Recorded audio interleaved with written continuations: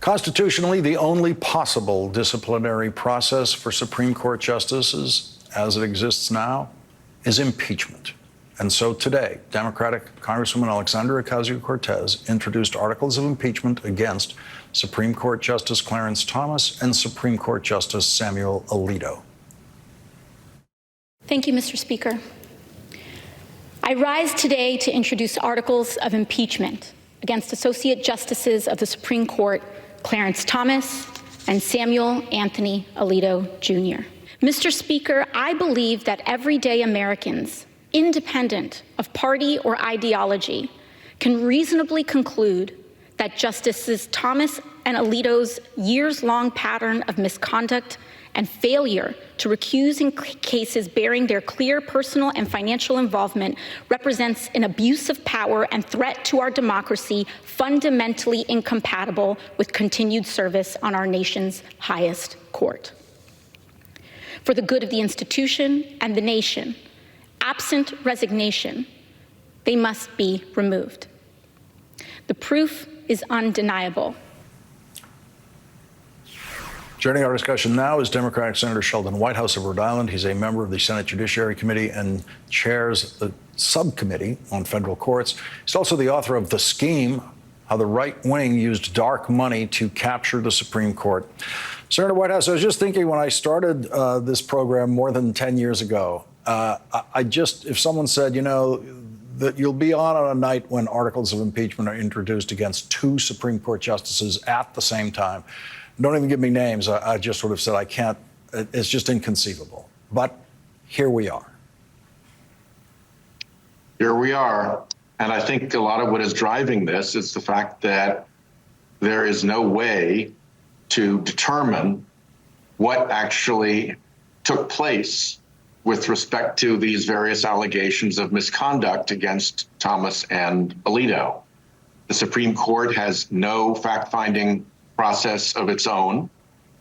Our fact-finding in the Senate has been significantly stymied by Republican threats to filibuster any effort to enforce subpoenas. So that leaves the House, which has the power to impeach and to investigate related to impeachment, which obviously a Democratic majority would be required to implement, but at least it's out there. And then Senator Wyden and I asked Attorney General Garland to appoint a special counsel to look into the facts surrounding Justice Thomas's gifts and loan forgiveness and tax payments or not related to all of that, because that's another place where you can go to get the facts found. And we have not yet heard back from the Attorney General about whether he plans to take that up in any fashion. And you would think that a Chief Justice could, given what's been going on for the last couple of years, see this coming to the point of deciding we really must work on some kind of real regulatory process about Supreme Court behavior, just a similar process to what you have to live with as a United States Senator. And what all other federal judges have to live with. He should be aware that our best information is that Justice Thomas never paid a penny of principal on a loan of more than $250,000 to buy a fancy motor coach that was then forgiven by the wealthy individual who made the private loan, and that Thomas refused to explain how that ended. He said that it was never income because the loan was never forgiven. He said that it was satisfied. Well, what does satisfied mean? When we asked questions about what that actually meant, was it paid? Who paid it? When? Were taxes declared? Really basic, simple questions. We were told you're not getting any more information. So, you know, we kind of have no choice but to go to the arenas in which actual fact-finding can be done, because it ought to be intolerable to anybody in a nation of laws when there are people in government charged with misconduct who are able to evade even that most basic foundation of rule of law, which is fact-finding. What happened?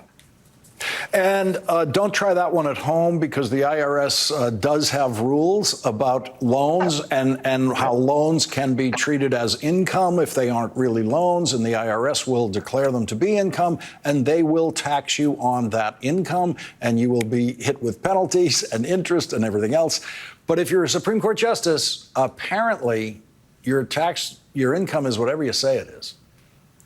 Yeah, well, that's still under review, but we have enough. As you'll remember, Lawrence, if you're bringing a case against a public official, you don't just get to willy-nilly jump in as the Department of Justice and start investigating public officials. You require information that is credibly convincing that there's a case to be seen. It's called predication.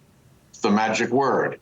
And our letter to Attorney General Garland conveyed predication galore. So now the ball is in his court to do his job. Senator Sheldon Whitehouse, thank you very much for joining us again tonight. Thank you. Thank you.